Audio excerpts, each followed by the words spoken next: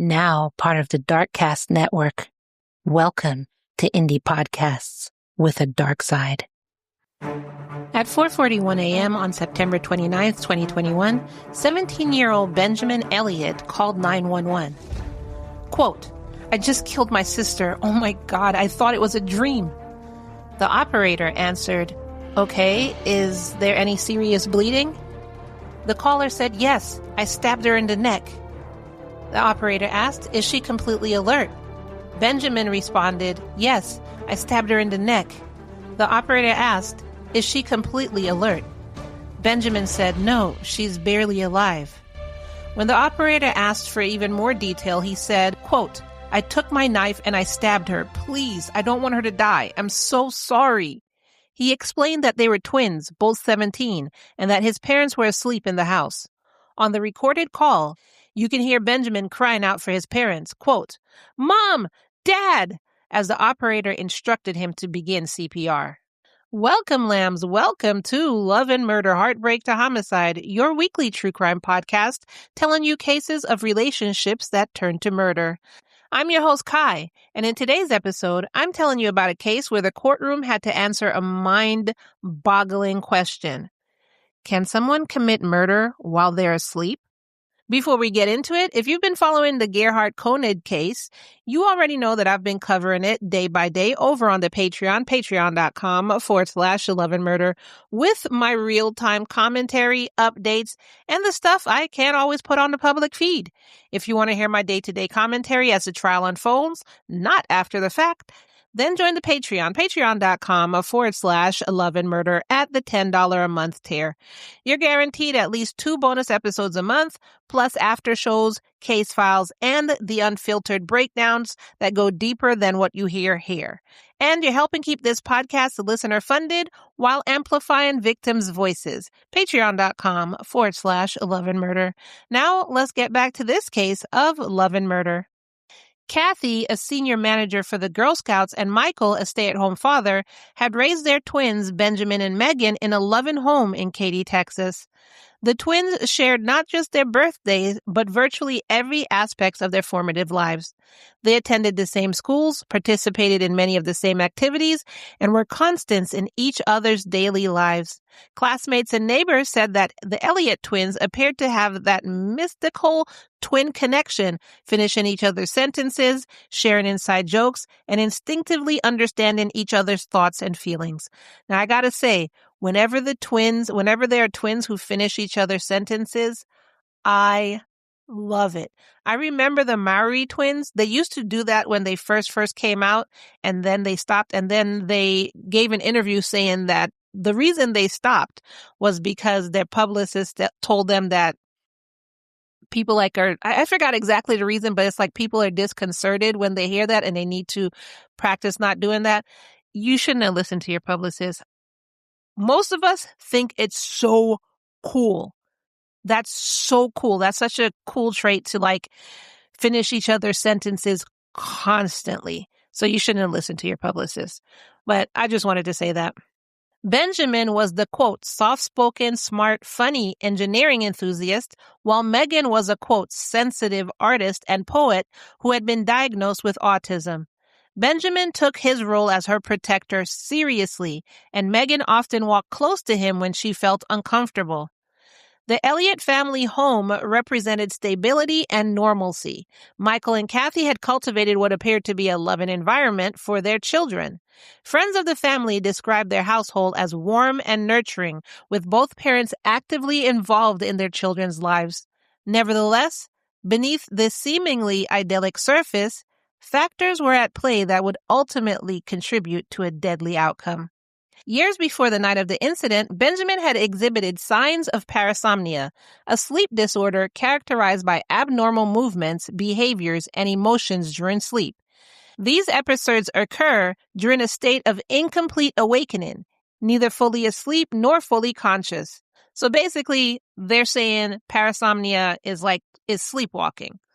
And what is being said is that Benjamin had sleepwalked before, but, he wasn't necessarily diagnosed. Sleepwalking arises out of deep non-REM sleep, particularly slow wave stages. High-density EEG studies show that during these episodes, anterior brain regions associated with executive control remains dominated by slow-wave activity, while posterior and motor-related regions display more wake-like activation. This mismatch allows the body to move and perform complex actions while higher-order awareness, judgment, and inhibition remain offline. During genuine sleepwalking episodes, individuals typically cannot form memories, perceive pain, or respond normally to their environment. Furthermore, they genuinely cannot execute premeditated plans or conscious intentions from prior wakefulness. These episodes that Benjamin experienced were concerning, but never violent. And I kind of just wanted to give you that backstory on parasomnia, on sleepwalking, and everything like that, so you go into this case more informed. The night of September 28, 2021 seemed like any other. Michael and Benjamin had spent hours playing video games, and especially this one called Survive the Nights. During the game, Benjamin noticed a military-style knife that looked like one Michael owned. Michael, whose family enjoyed camping and gear collection, decided to give Benjamin that Air Force survival knife. It was a gift that he would later regret with every fiber of his being, saying, quote, "I know that if I had not given him that knife, this would never have happened." Around 2:30 or 3:30 a.m. on September 29th, Benjamin told detectives that he woke up in Meghan's bedroom, standing over her with the survival knife in her neck. He described it as a, quote, "realistic nightmare where everything felt real but, quote, off." He claimed he realized he wasn't dreaming when he heard Meghan make a half scream. Panicked, Benjamin removed the knife, turned on the light, and used a pillow to apply pressure to the wound. He ran to his room to grab his phone and called 911. At one point during the call, the operator heard Michael saying, quote, "What's going on?" And Benjamin answered him, quote, "I killed Meghan. I'm so sorry." And Michael's response was, quote, "You what? Oh my God!" When deputies arrived, they found Benjamin doing exactly what the dispatcher had instructed. He was actively performing CPR on Meghan, and they actually made a note to say that he was doing a good job. EMS took over, but Meghan was pronounced dead at the scene. Kathy said that she heard Michael yelling and couldn't make sense of it until he told her that the police were there. Quote, "They took Benjamin out of the house. He was shocked. He said it was a dream." As everything was going on, the Elliots felt increasingly isolated by police, eventually calling a longtime friend who was also an attorney to gather information about what had happened to their daughter. When speaking to officers at the scene, Benjamin told one officer that he didn't, quote, "deserve respect because he, quote, killed his sister." Benjamin was arrested and sat handcuffed in a police car for 3 hours while investigators processed and secured the scene. During his interrogation with Detective Freda Munoz at the station, Benjamin was remarkably calm, which initially troubled investigators.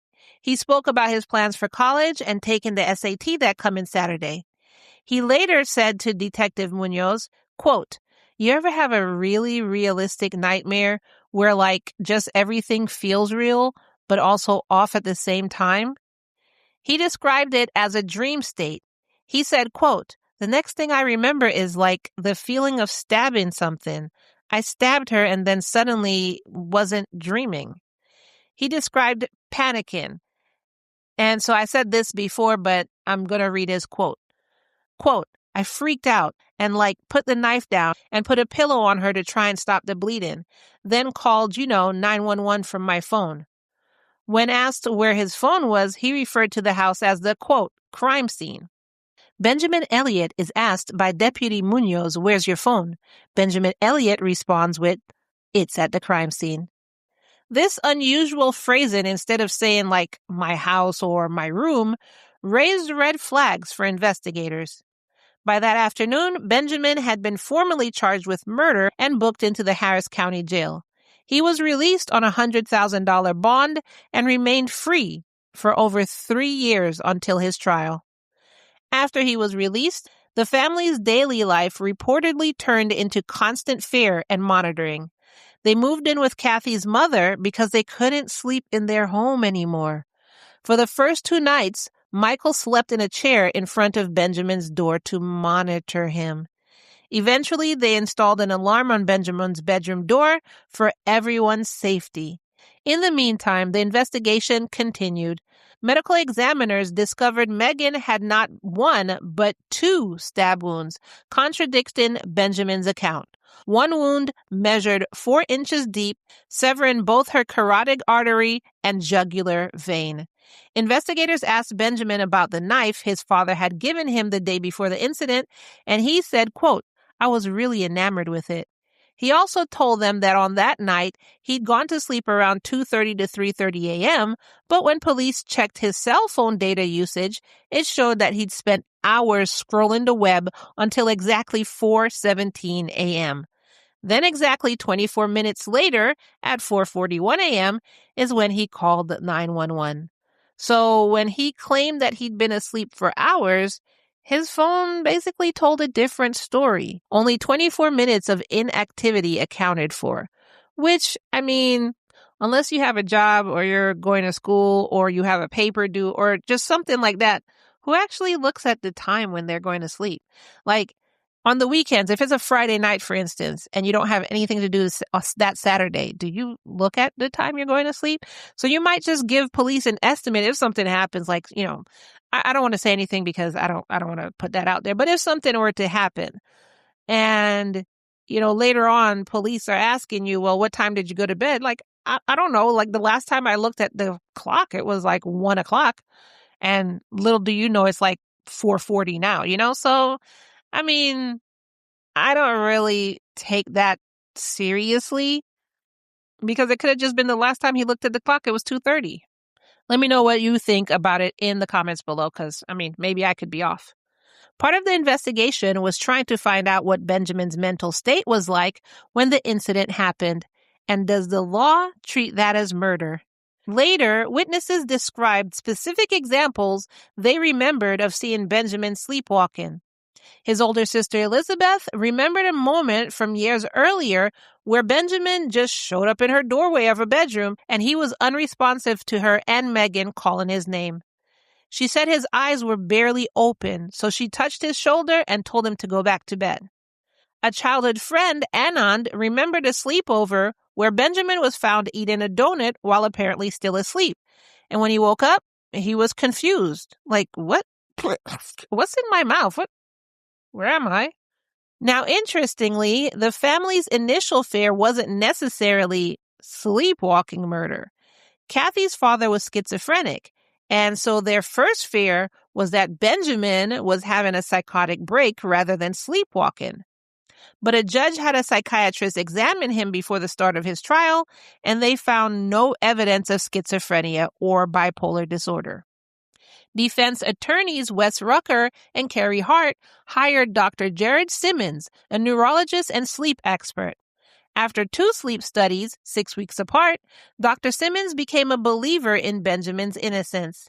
He found that Benjamin suffered from obstructive sleep apnea, which can trigger sleepwalking. Most importantly, the study showed Benjamin could fall into a non-REM slow-wave sleep, the stage where sleepwalking occurs, in just 11 minutes. On the night of the murder, Benjamin's phone was inactive for 24 minutes before the 911 call. Enough time, Dr. Simmons argued, for Benjamin to fall asleep, sleepwalk to Meghan's room, and commit the act involuntarily. Dr. Simmons said, quote, "Ben definitely killed his sister, but I believe it was part of a parasomnia. He didn't do this voluntarily."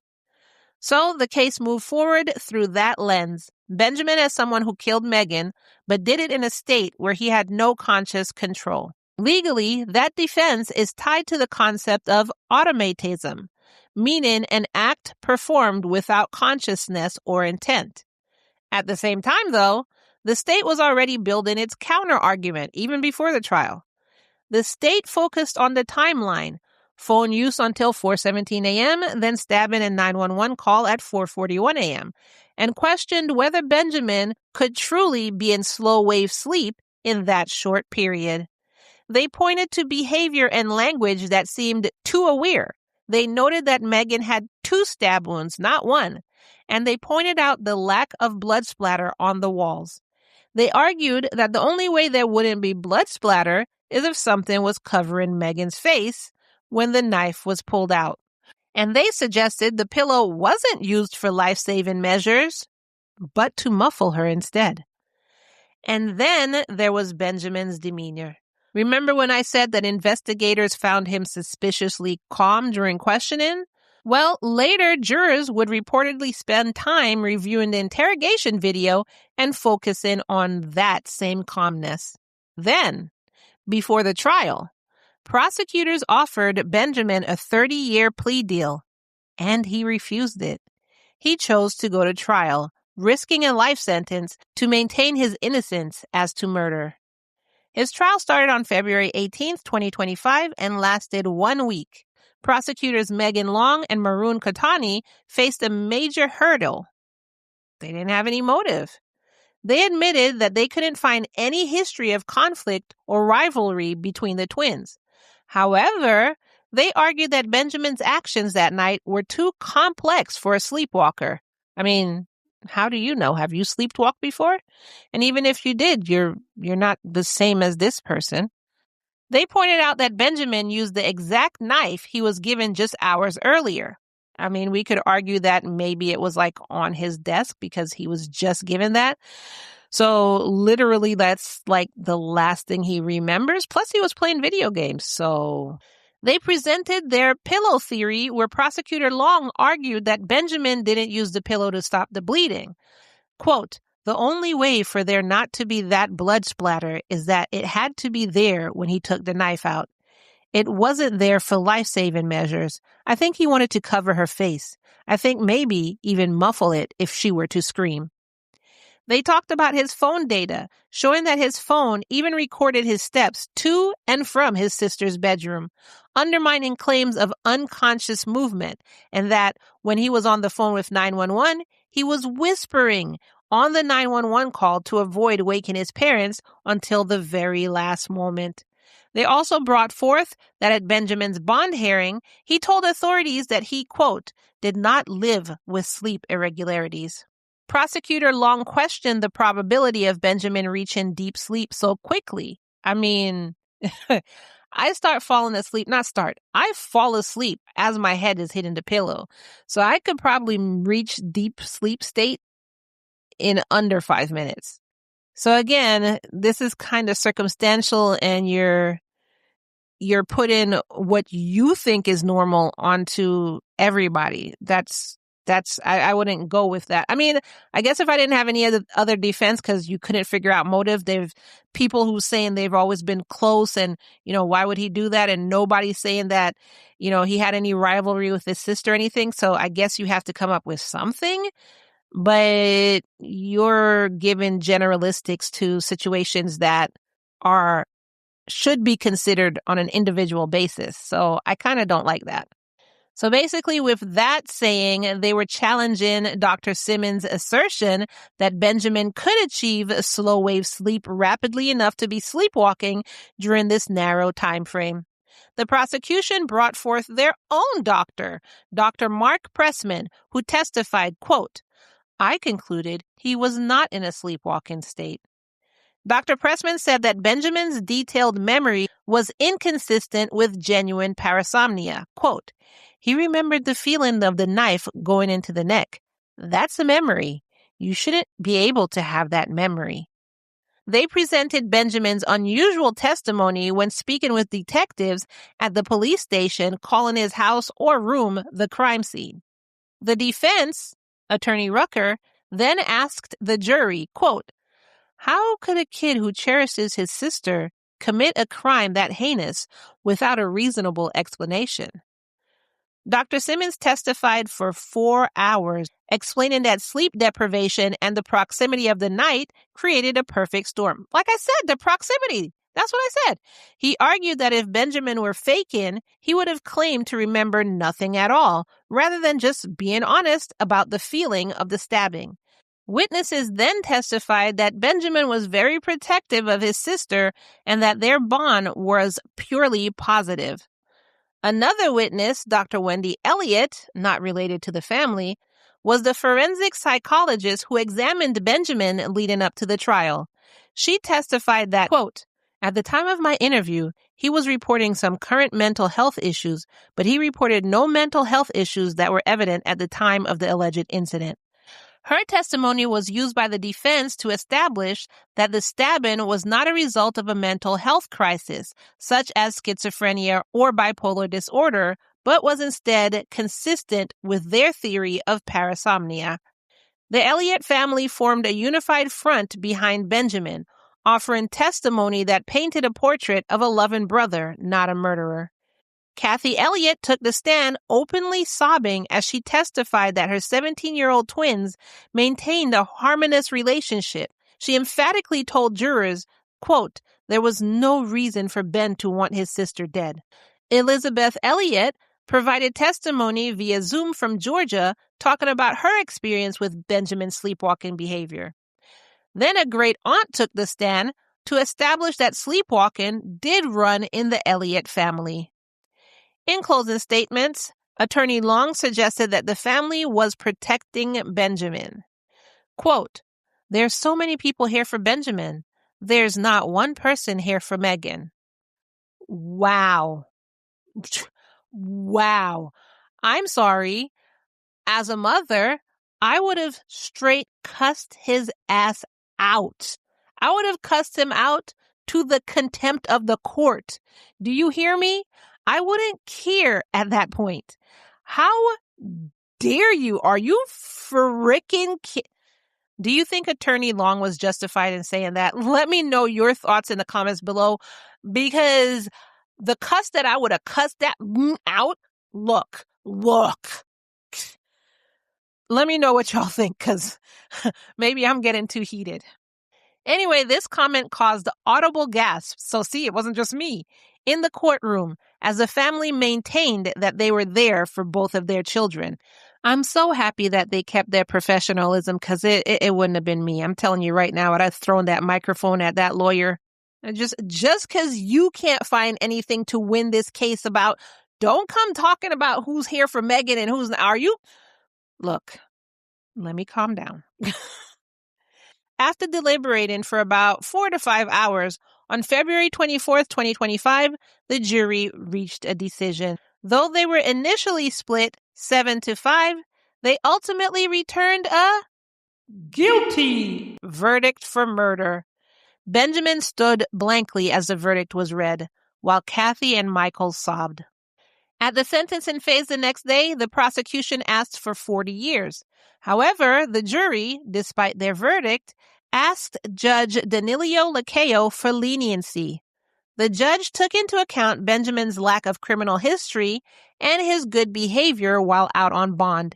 He sentenced the then 21-year-old Benjamin to 15 years in prison. In a jailhouse interview following his conviction, Benjamin continued to maintain his innocence, saying, quote, I don't think this is my fault at all. I couldn't have done anything any different than what I had done. I remember hearing guilty, and I was completely shocked. I feel like this has been a miscarriage of justice.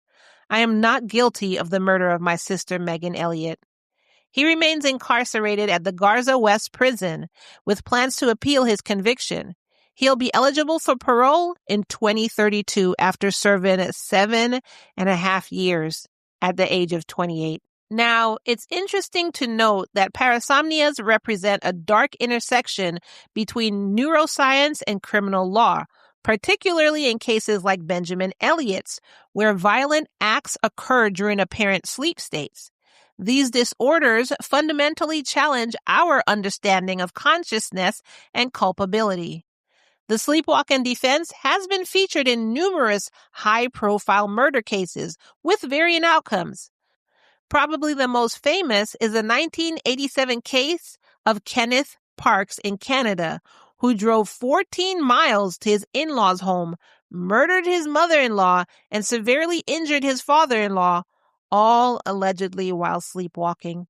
Now, I'm going to switch up the episode I was going to do next week, and instead, I'm going to do this episode for those of you who are unfamiliar with it, and we can discuss the parallels between these two cases. Anyway, courts often reject sleepwalking defenses when evidence suggests premeditation or consciousness.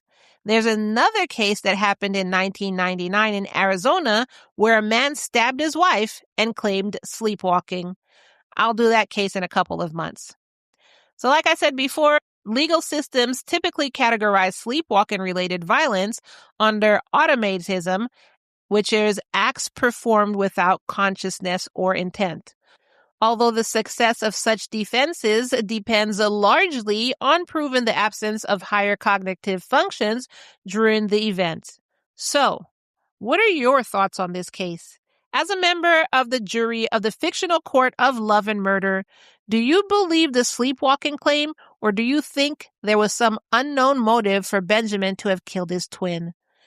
I have my verdict, and I guess based on my commentary, you can kind of figure it out, but I will let you know my verdict after you, the fictional Lamb jury, has told me your thoughts and brought forth your verdict in the comments below. And speaking of your verdicts in the fictional Lamb court, let's get into the verdict on the case of Marcy Oglesby. Before we get into the verdict, though, let's hear from some Lamb jury members. If you didn't put in your verdict before today, that's okay. I can always read your comments later, but to be part of this fictional verdict, you have to get your answers in before the next case. So that's what I'm saying for the Benjamin Elliott verdict. Go ahead and let me know your thoughts in the comments below. Do you think he was not guilty? Do you think he was guilty? And tell me why you think he was guilty or not guilty in the comments below. Anyway, Lamb Gypsy said about Marcy Oglesby, let her fry. She was probably giving his money to Sonny. They both are responsible for his death. Guilty, guilty, guilty. Which I responded to her. I think she was giving Sonny his money and never even met the man. If it even was a man. Did she ever FaceTime him or anything? But I didn't even think about the fact that she was probably giving Sonny his money. Did you think about that while I was telling the case? I didn't even think about that. I mean, all that money that her husband gave her, thinking that they were about to start a farm, she probably gave all of that to Sonny. I did not even think about that. Anyway, thanks for your comments. So the verdict is guilty. Thank you for your comments, and don't forget to leave your verdict for this case of the Benjamin Elliott. So I was going to tell you my verdict next case, but you know what? I decided I'm going to tell you now. I think that Benjamin was sleepwalking based on all of the facts. There is no motive to say that he wanted to kill his sister. He was always her protector and everything like that. I think what the prosecution brought forth was very weak. They were really given generalistics, which doesn't suit individuality. I think it was a case of sleepwalking, and I think they erroneously put him in prison. This is what I think. And, even his family thinks that too. Well, you know what? Let me not say even his family thinks that. Even his family were behind him. They were there. They were saying that he does sleepwalk. They were saying that he loves his sister and everything like this. I'm not going to necessarily say they were behind him because they never specifically said, I don't think he did it. So I don't want to put words in anybody's mouth. But my assumption, and I'm just going to say my opinion and my assumption based on what I was reading from the trial, is that they don't think he's guilty. So I actually stand with the family on this one. You know how some families they just have blinders on, like, I don't think he did it, even though he has a sign saying he did it. In this case, I don't believe that's the case. I believe that he was actually sleepwalking. I think it was just a whole perfect storm. He just finished playing video games. His father had given him that knife. He probably just had, a weird dream that he was in the video game. And this is what he did. So this is what I think anyway. So let me know your verdict. You don't have to agree with me. That's not what this is about. You don't have to agree with me. Let me know your verdict in the comments below. Let me know why you think he's guilty or not guilty. and I will read your verdict in the next case. Now, let me get into another case and an issue that was brought to my attention. First of all, my name is Kai, and I barely ever get embarrassed. Like, it's hard to embarrass me. That being said, I am super embarrassed right now. Let me read the comment first and then get into this explanation. Lamb Joan Evans wrote, "Why do you keep saying delete through the episode? Were those supposed to be deleted?" Oh my God. Now, this was the open bonus episode of my day one commentary of the Gerhard Koenig case. In the Patreon, I'm doing a day-by-day commentary of the trial right now, as well as posting the full videos of the trial. Now, after the trial is done, I will be posting a public update, as I always do. Anyway, apparently I put out a completely raw version to the public Lamb feed. And when I say completely raw version, like you hear me put in my markers where I say delete, so I know where to go back and, easily delete what was said, what I needed to take out, instead of you hearing the polished, finished version. So, oh my God, y'all heard all that dead silence there? Just me sniffling. I don't know, you probably heard me yelling at my cat or something. I didn't go back and listen to it again because I didn't want to hear what y'all heard because I know I would have been even more mortified. I guess I was just so tired because I'm usually doing those cases at like 1, 2, 3 o'clock in the morning because I spent all day working and then I have housework and all this other stuff. And then I come back and do the day-by-day cases and it's usually really, really late at night.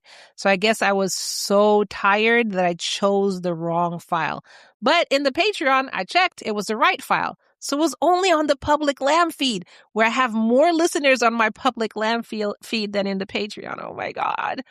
But I fixed it, but still. Oh my God. I'm so sorry to all my lambs out there that had to hear my raw file. And hey, if I farted somewhere in there, just know that I did say, excuse me. But at least you know I'm real and not AI. So thank you so much for Joan for bringing that to my attention. I honestly can't believe I did that. Ugh. Anyways, if you want more of me, not that much more of me, not raw file more of me, but if you want more of me, especially more cases that don't make it into the public feed, then join me over on Patreon, patreon.com/Love and Murder. Even at the $3 a month tier, you get access to the after show, case extras, pictures, videos, articles, and more. Patreon.com/Love and Murder. Thank you so much for being here. Oh my God. Thank you for putting up with that raw version of the episode I put out. Oh my God. Thank you for listening and thank you for caring about these stories. And as we end each full episode, say it with me now. It's all love and no murder, y'all.